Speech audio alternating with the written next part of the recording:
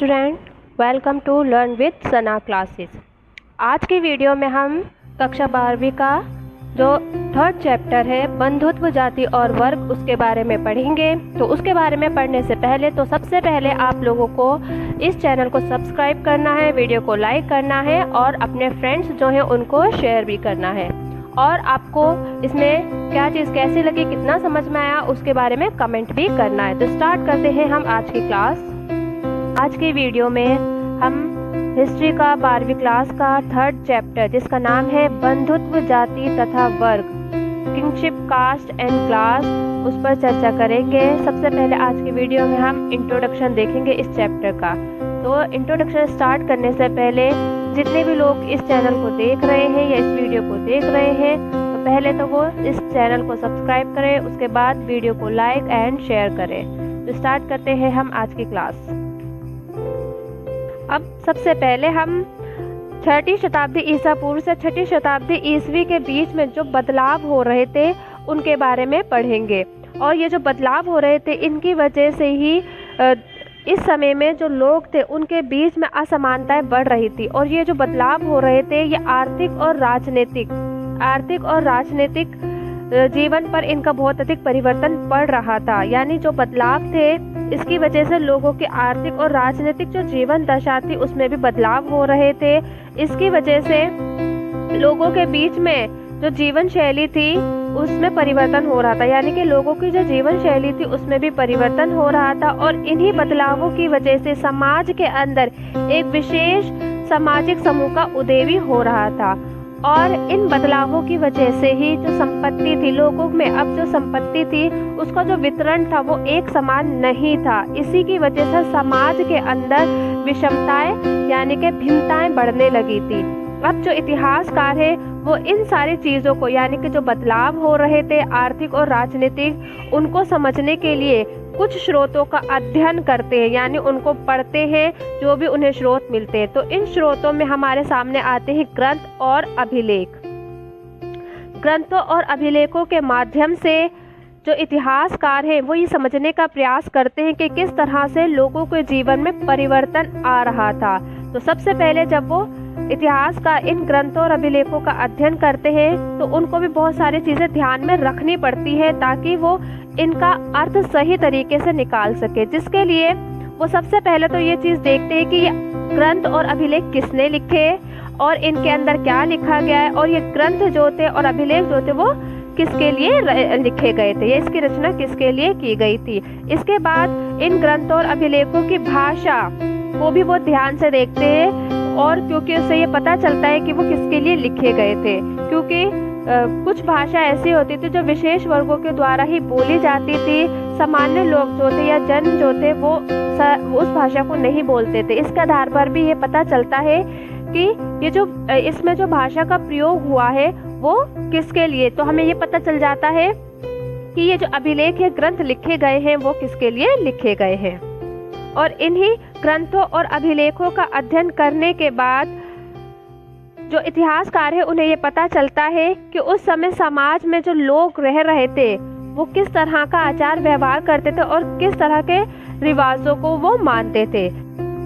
अब यहाँ हम मुख्य रूप से जिस ग्रंथ के बारे में पढ़ेंगे वो है महाभारत। महाभारत जिसे एक विशाल महाकाव्य के नाम से भी जाना जाता है, क्योंकि इसके अंदर 1 लाख से भी ज्यादा श्लोक है, इसीलिए इसे एक विशाल महाकाव्य भी के नाम से भी जाना जाता है। और इस महाकाव्य के अंदर विभिन्न प्रकार की जो सामाजिक श्रेणियां थी उनके बारे में या उनकी परिस्थितियों के बारे में लिखा हुआ है। और इसको लिखने में लगभग 1000 साल लगे थे। यानी महाभारत जो थी इसे लिखने में ही 1000 साल लगे थे। और इसके अंदर जो मुख्य कहानी है यानी जो मेन कथा इसके अंदर लिखी हुई है महाभारत के अंदर, वो 2 परिवारों के बीच जो युद्ध हुआ था उसके बारे में लिखा गया है। यानी कि 2 परिवार थे जो एक ही वंश से संबंध रखते थे और वो वंश था कुरु। अब आगे हम इसके बारे में देखेंगे।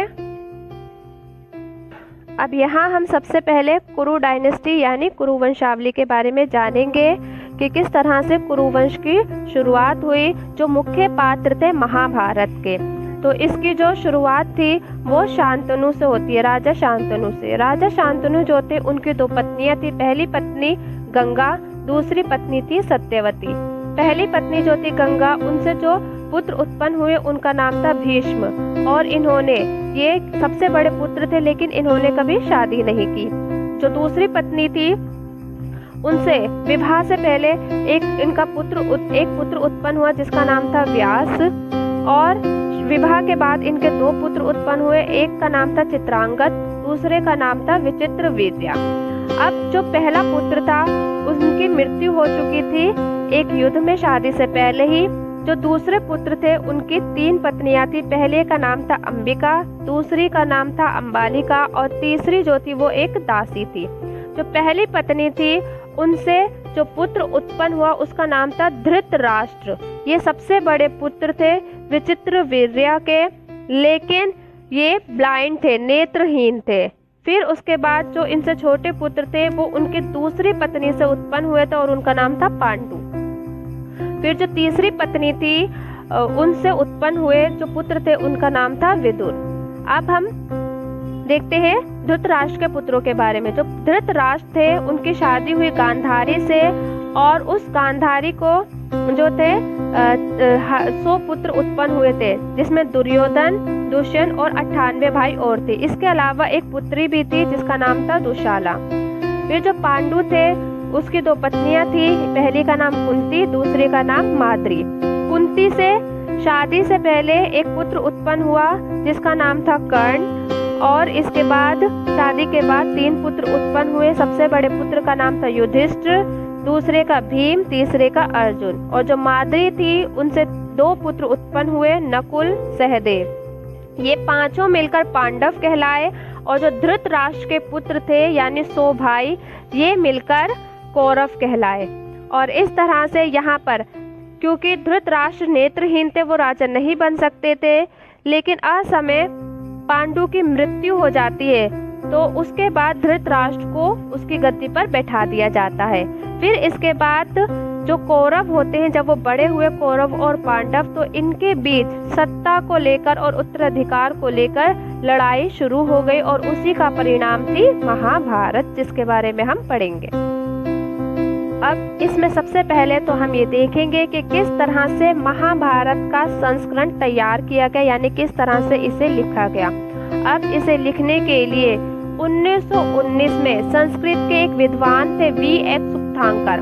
उन्होंने एक परियोजना बनाई, और इस परियोजना के अंतर्गत उन्होंने अपने ऊपर ये जिम्मेदारी ली कि वो किस तरह से इसका संस्करण तैयार करेंगे, यानी किस तरह से महाभारत को तैयार करेंगे। तो इस महाभारत को तैयार करने के लिए उन्होंने सबसे पहले भारत के विभिन्न अलग अलग हिस्सों में जितनी भी लिपियों में महाभारत लिखी गई थी उसके अंदर जो संस्कृत पांडुलिपियां थी, यानी केवल जो संस्कृत की पांडुलिपियां थी, सबसे पहले उन्होंने उसको इकट्ठा किया,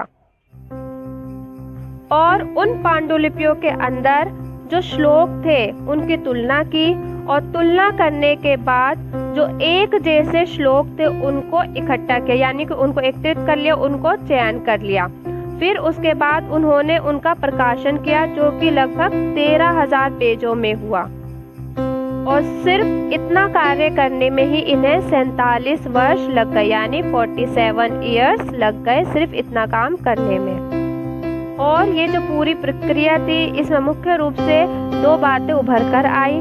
पहली ये कि संस्कृत के जो पाठ थे, यानी जो महाभारत थी इसके जो संस्कृत के पाठ थे उनके जो कई अंश थे वो एक समान थे, एक जैसे थे। और ये समानता कश्मीर से लेकर नेपाल, उत्तर में कश्मीर से लेकर नेपाल से लेकर दक्षिण में केरल और तमिलनाडु जितने भी क्षेत्र थे उनमें एक समानता देखने को मिलती है। इसके साथ ही ये भी नज़र आता है कि इसमें कुछ क्षेत्रीय प्रभेद भी नज़र आते हैं कुछ जगहों पर, और इन सारी चीज़ों पर बात करने और इनका संकलन करने में ही लगभग 13,000 पृष्ठ तैयार हो गए, और इसमें आधे से ज़्यादा जो पेजेस थे या पृष्ठ थे वो इन्हीं की डिटेल्स देते हैं, यानी कि इन्हीं का ब्यौरा देते हैं। और इसका सही ढंग से सही तरीके से अध्ययन करने के बाद बहुत सारे संवाद, द्वंद्व और मतज्ञ दोनों के बाद ही इसको एक ऐतिहासिक रूप प्रदान किया गया। और जो इतिहासकार थे, जो उनकी समझ थी, मुख्य रूप से ब्राह्मणों के द्वारा जो ये ग्रंथ लिखे गए थे, जो कि संस्कृत में थे, उन्हीं पर आधारित थे। और कालांतर में जो विद्वान थे, उन्होंने पाली, प्राकृत और तमिल ग्रंथों की सहायता से भी ये जो परंपराएं थी उनका अध्ययन करने की कोशिश की। अब यहाँ हम महाभारत से जुड़ा एक मैप देखते हैं, जिसके अंदर विभिन्न क्षेत्रों को दिखाया गया है महाभारत के टाइम के। यहाँ पे हमें गांधार, कुरु, पांचाल, कौशल, काशी, अंग, विदर्भ, ये सारे क्षेत्र दिखाए गए हैं इस मैप के अंदर, जो उस समय के बहुत ही इम्पोर्टेंट क्षेत्र थे। अब यहाँ हम परिवार के बारे में जानेंगे कि परिवार क्या होता था। परिवार जो होता था उसके अंदर कुछ लोग होते थे, कुछ लोगों की गिनती की जाती थी, और इन लोगों का जो रिश्ता होता था वो एक दूसरे से जुड़ा हुआ होता था, क्रियाकलाप, लेकिन इनके जो क्रियाकलाप होते थे वो भिन्न होते थे। अब कई परिवार में जो होते थे वो लोग एक साथ बैठकर भोजन करते थे, और जो संसाधन होते थे उनका भी मिल बांट कर इस्तेमाल करते थे। इसके अलावा वो एक साथ रहते थे और काम भी करते थे, और जो अनुष्ठान वगैरह होते थे उन्हें भी वो एक साथ ही संपादित करते थे, यानी एक साथ ही वो करते थे। ये जो परिवार था ये एक बड़े समूह का छोटा हिस्सा होता था, और उस समूह को हम संबंधी कहते हैं, यानी जो संबंधी होते हैं उनका एक छोटा समूह होता है, जिसे हम परिवार की संज्ञा देते हैं या परिवार नाम देते हैं। दूसरी भाषा में हम इन संबंधियों का जो संबंध है वो हम जाति समूह से भी कर सकते हैं, या आज की जो भाषा हम इस्तेमाल करते हैं उसमें जाति समूह भी हम इन्हें कह सकते हैं। अब ये जाति समूह क्या होते हैं? जाति समूह उसे कहा जाता है जिसके साथ रक्त का संबंध हो, यानी ब्लड रिलेशन जिसे हम कहते हैं, वो संबंध हो, उसे ही जाति समूह कहा जाता है। कि एक ही जाति के लोग और एक ही समाज के भाई बहन, जैसे चचेरे, मौसेरे आदि भाई बहन जिनका खून का रिश्ता होता है आपस में, उन्हें कहा जाता है। सबसे पहले हम ये जानेंगे कि पितृवंशिकता क्या होती है, इसका क्या मतलब होता है। तो पितृवंशिकता एक वंश की परंपरा होती है जिसके अंदर सबसे पहले पिता, फिर उसका पुत्र, फिर उसका पोता, फिर उसका प्रपोता आदि से जो वंश चलता है, यानी पिता, पुत्र, पोता, फिर परपोता, इस तरह से जो वंश चलता है उसे पितृवंशिकता या पितृवंश कहते हैं। इसके साथ ही मातृवंशिकता भी शब्द हमें देखने को मिलता है। मातृवंशिकता, जहाँ पितृवंशिकता पिता से संबंध होता है, वहाँ ही मातृवंशिकता जो होती है वो माँ से जुड़ी हुई होती है। अब हम पितृवंशिकता और मातृवंशिकता का अर्थ जानने के बाद ये देखेंगे कि पितृवंशिक व्यवस्था जो थी इसके आदर्श क्या थे, इसकी शुरुआत कैसे हुई, ये हम जानेंगे। जैसे कि हमने अभी थोड़ी देर पहले महाभारत की कहानी के बारे में पढ़ा कि इसकी जो शुरुआत हुई थी, महाभारत की जो कहानी थी वो दो परिवारों के बीच थी जो एक ही वंश या एक ही बांधव परिवार से संबंध रखते थे, और वो बांधव परिवार था कुरुवंश। ठीक है, दोनों ही कुरुवंश से संबंधित थे और दो परिवार थे, एक कौरव और दूसरा पांडव। अब इन दोनों के बीच में एक युद्ध हुआ था जिसे महाभारत का नाम दिया गया, और दोनों ही जो वंश थे इनका संबंध कुरुवंश से था, ये भी हमने जान लिया। इसके बाद इनके बीच जो संघर्ष था ये किस चीज को लेकर हुआ था? वो संघर्ष जो था वो सत्ता और शासन को लेकर हुआ था। फिर जब ये जो युद्ध हुआ और इसमें जो विजयी हुए वो हुए थे पांडव। अब जब ये पांडव विजयी हुए तो इसके बाद ही जो पितृवंशिक उत्तराधिकार था उसको शुरू कर दिया गया। हालांकि जो पितृवंशिकता थी वो पहले से मौजूद थी, लेकिन महाभारत के बाद इसे एक आदर्श रूप दे दिया गया, जिसके अंदर जो पुत्र होता था उसको जो था अपने पिता के संसाधनों पर पूरा अधिकार होता था, चाहे वो राजा हो या एक छोटे परिवार से हो, कोई भी हो। पिता की मृत्यु के बाद उसका पुत्र ही उसके संसाधनों का उत्तराधिकारी होता था। लेकिन हम यहाँ एक बात और जानेंगे कि ये जो पितृवंशिकता थी, ये क्षेत्रों के आधार पर इसमें हमें विभिन्नता भी देखने को मिलती है। जैसे कि जिसका पुत्र नहीं होता था, उसमें जो भाई होते थे वो उत्तराधिकारी हो जाते थे, या कभी कभी जो बंधु बांधव होते थे वो सिंहासन पर अपना अधिकार कर लेते थे। कई जगह पे तो हमें इस तरह के उदाहरण मिलते हैं कि स्त्रियां भी इस तरह की सत्ता का उपभोग करती थी, जैसे कि हमें प्रभावती गुप्त के बारे में भी जानकारी मिलती है। इसके अलावा जो ऋग्वेद है, ऋग्वेद से भी इस तरह की हमें जानकारी स्पष्ट रूप से मिलती है। इसके अलावा पुरुष और ब्राह्मण भी जो थे वो इसी तरह का दृष्टिकोण अपना रखते थे कि समाज पितृ सत्तात्मक या पितृवंशिकता पर ही आधारित होना चाहिए। विवाह के नियम के बारे में पढ़ेंगे कि विवाह के नियम किस तरह से थे। इसके अंदर पुत्र को, यानी विवाह के अंदर पुत्र को एक महत्वपूर्ण माना जाता था, क्योंकि वो पितृवंश को आगे बढ़ा सकता था, इसीलिए पुत्र को महत्वपूर्ण माना जाता था। और पुत्र जो होता था उसे ही अपने पिता के संसाधनों का उपभोग करने का अधिकार दिया जाता था। हालांकि पुत्री को इसका अधिकार नहीं दिया जाता था, और जो पुत्र होते थे उनका जो विवाह था वो सही उम्र में कर दिया जाता था, और गोत्र से बाहर ज्यादातर इनका विवाह किया जाता था। इसके अलावा जो विवाह किया जाता था, इसके बाद जो कन्या होती थी उसकी जो उम्र होती थी वो कम होती थी, और उनको कम उम्र में ही उनकी शादी कर दी जाती थी, क्योंकि ये समझा जाता था कि उचित समय और उचित व्यक्ति के साथ इनका विवाह कर देना चाहिए। तो इसीलिए कन्या की जो थी कम उम्र में ही शादी कर दी जाती थी। और इसमें जो एक महत्वपूर्ण चीज थी वो थी कन्यादान। कन्यादान को सबसे महत्वपूर्ण इसमें माना गया था।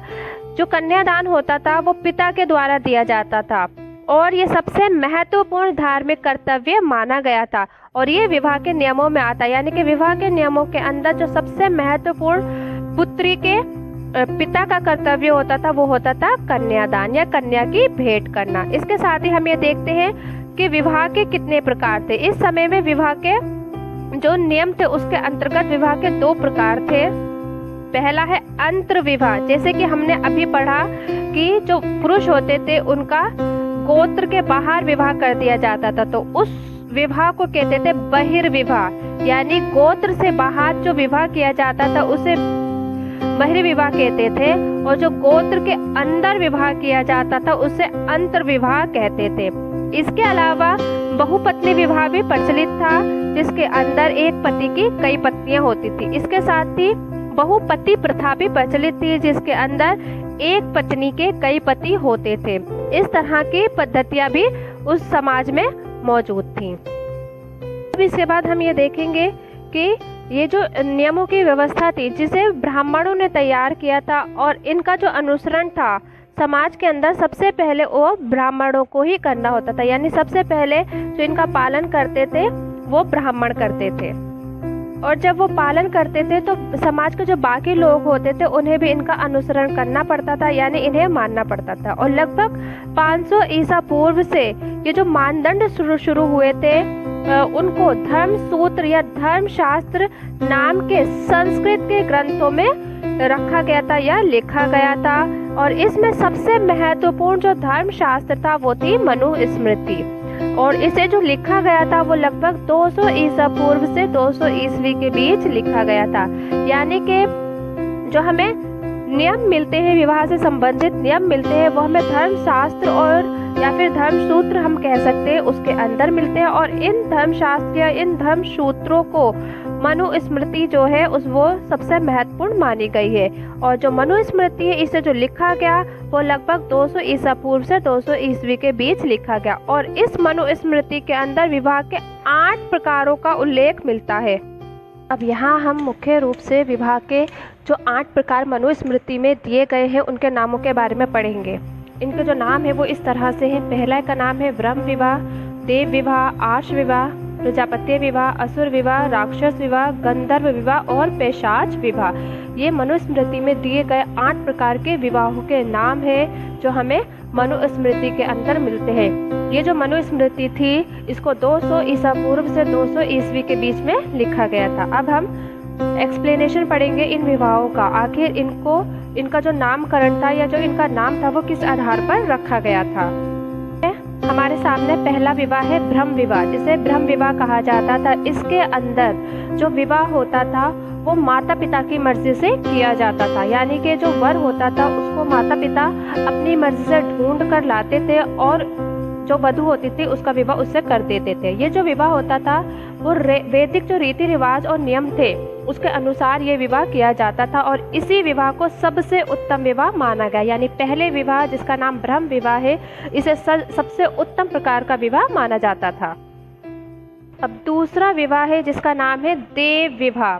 इस विवाह के अंदर ये किया तो माता पिता की मर्जी से ही जाता था ये विवाह भी, लेकिन इसके अंदर जो कन्या होती थी इस कन्या को धार्मिक कार्य के बदले या किसी सेवा के बदले या किसी उद्देश्य से उसके मूल्य के रूप में जो कन्या होती थी उसका जो पुरोहित होता था उसके साथ इसका विवाह कर दिया जाता था। तो इसीलिए इसे देव विवाह कहा जाता था, यानी किसी धार्मिक कार्य के बदले में पुरोहित के साथ उसके माता पिता यानी कन्या के माता पिता जो कन्या का विवाह कर देते थे उसे ही कहा जाता था देव विवाह। ये दूसरा विवाह है।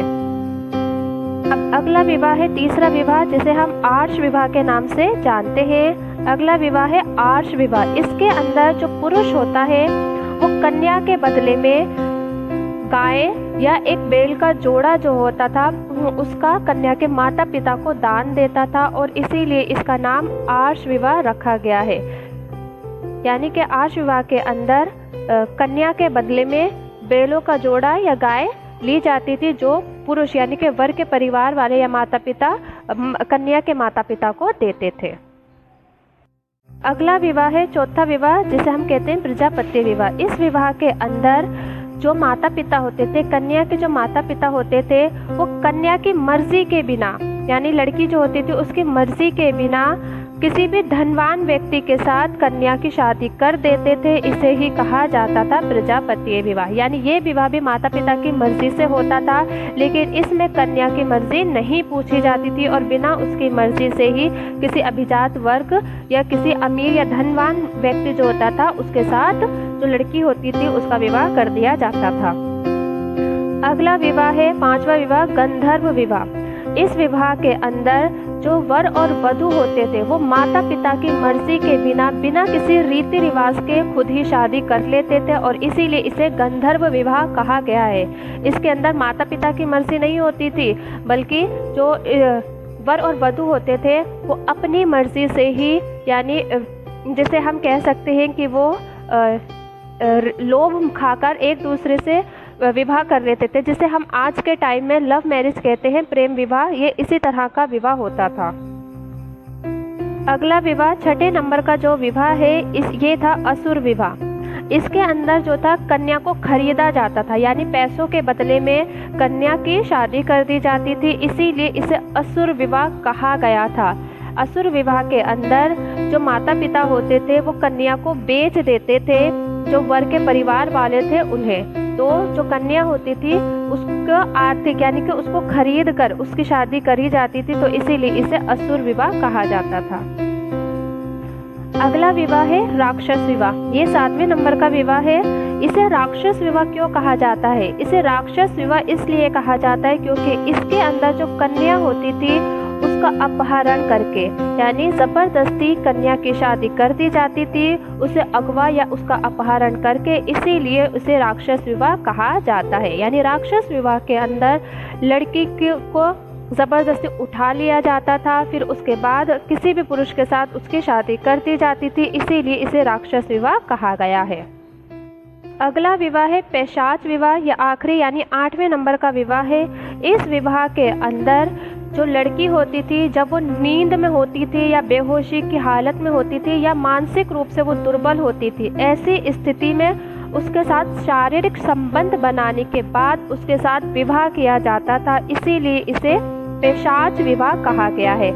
यानी इस विवाह के अंदर लड़की जब बेहोशी या नींद की हालत में होती थी या फिर मानसिक रूप से वो दुर्बल होती थी या बीमार होती थी, तो ऐसी स्थिति में ही उसके साथ विवाह किया जाता था, यानी उसके साथ शारीरिक संबंध बनाकर फिर उसके बाद उसके साथ विवाह किया जाता था, तो उसे ही कहा गया था पैशाच विवाह। इस तरह से हमने जो मनुस्मृति में 8 प्रकार मौजूद है विवाह के उनके बारे में पढ़ा और इसीलिए जो शुरू के 4 विवाह थे उनकी प्रशंसा की जाती है, शुरू के 4 विवाहों की, और जो आखिर के 4 विवाह हैं इनकी निंदा की जाती थी, यानी इनकी प्रशंसा नहीं की जाती थी, इनको खराब स्थिति का माना जाता था, क्योंकि कहीं ना कहीं इन आखिर के 4 विवाहों में कन्या के साथ ज़बरदस्ती की जाती थी और उसकी मर्ज़ी नहीं पूछी जाती थी, और इसमें माता पिता की भी मर्ज़ी बहुत ही कम होती थी।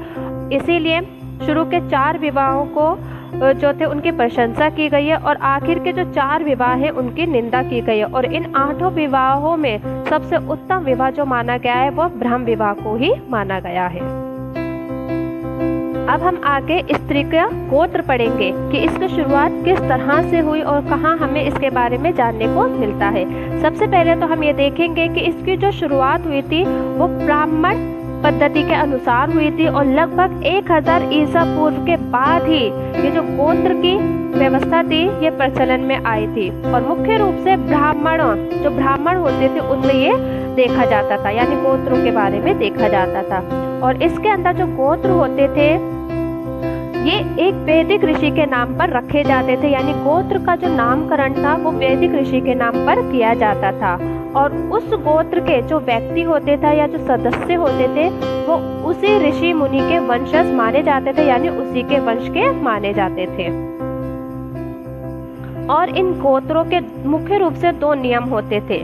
पहला नियम तो ये होता था, जब विवाह हो जाएगा यानी स्त्री का जो विवाह हो जाएगा उसके बाद जो पिता है उसके गोत्र की जगह जो स्त्री है उसे अपने पति के गोत्र का नाम का माना जाएगा, यानी विवाह के बाद स्त्री को गोत्र का नाम बदलना होता था, पिता के स्थान पर पति का गोत्र जो होता था उसे अपनाना होता था। और दूसरा नियम ये था कि जो गोत्र होता था हमेशा उसके बाहर ही विवाह किया जाना होता था, जिसे हम पहले पढ़ चुके हैं बहिर्विवाह पद्धति के नाम से, कि बहिर्विवाह पद्धति मौजूद थी जिसके अंदर गोत्र से बाहर विवाह किया जाता था। तो इस तरह से हम ये देखते हैं कि गोत्र जो था उसकी उत्पत्ति जो हुई थी वो जो ऋषि मुनि थे, वैदिक ऋषि जो थे उनके नाम पर हुई थी, और बाद में जो उस के सदस्य होते थे वो उन्हें उन्हीं के वंशज माना जाता था। फिर ये जो गोत्र थे इसके 2 नियम थे। पहला नियम ये कि जब लड़की का विवाह हो जाएगा तो विवाह के पश्चात जो लड़की है वो अपने पिता के स्थान पर जो पति है उसका गोत्र अपने नाम के आगे लगाएगी या उसके गोत्र को अपनाएगी। दूसरा नियम ये था कि जो विवाह होगा वो गोत्र से बाहर होगा, यानी एक ही गोत्र के अंदर विवाह नहीं होगा। लेकिन हम आगे जब सातवाहनों के बारे में पढ़ते हैं तो हम ये जानते हैं या ये देखते हैं कि ये जो विवाह पद्धति थी बहिर्विवाह पद्धति वो अंतर्विवाह पद्धति में परिवर्तित हो चुकी थी, क्योंकि यहाँ पे बहुत सी जो रानियां थी, सातवाहनों की जो रानियां थी वो एक ही गोत्र की मानी गई थी, जिससे ये पता चलता है कि यहाँ पर अंतर्विवाह पद्धति मौजूद थी, यानी जो गोत्र था उसके अंदर भी विवाह होता था। जैसा कि हम यहाँ देखेंगे कि जो सातवाहन राजा थे वो कई शादियां करते थे, यानी उनकी बहुत पत्नियां होती थी जिसे हम बहुपत्नी प्रथा भी कहते हैं। इसके अंदर जो रानियां थी जब उनके हम नामों को पढ़ते हैं उनके बारे में हम जानते हैं तो हमें ये पता चलता है कि वो अपने नाम के आगे गौतम और वशिष्ठ जैसे गोत्रों को लगाती थी, जिससे ये पता चलता है वो या गौतम जो ऋषि मुनि या वशिष्ठ जो ऋषि मुनि थे उनके गोत्र की मानी गई थी। और इससे हमारे सामने ये चीज़ भी आती है कि शादी के बाद भी जो स्त्रियां थी वो अपने जो गोत्र था उसे नहीं बदलती थी, उसे परिवर्तित नहीं करती थी, यानी कि वो अपने पिता के ही गोत्र को अपने नाम के आगे लगाती थी। और जो कुछ रानियां थी वो हमें एक ही गोत्र की मिलती हैं, जिससे हमें ये पता चलता है कि जो बहिर्विवाह पद्धति थी उसका उल्लंघन किया गया था, यानी उसका विरोध किया गया था। और ये जो बहिर्विवाह पद्धति थी वो ब्राह्मणों के द्वारा बनाया गया एक नियम था और सातवाहनों के द्वारा इसका उल्लंघन या इसका विरोध किया गया। क्यों किया गया? क्योंकि हमें एक ही गोत्र की रानियां भी मिलती हैं जो हमें ये बताती हैं कि जो अंतर्विवाह पद्धति थी वो भी मौजूद थी। अंतर्विवाह पद्धति यानी कि जो आपस में रिश्तेदार होते हैं, यानी बांधव चचेरे ममेरे भाई बहन जो होते हैं वो आपस में विवाह संबंध जो जोड़ लेते हैं उसे ही अंतर्विवाह कहा जाता है। और सातवाहनों में इस तरह की प्रथा मौजूद थी।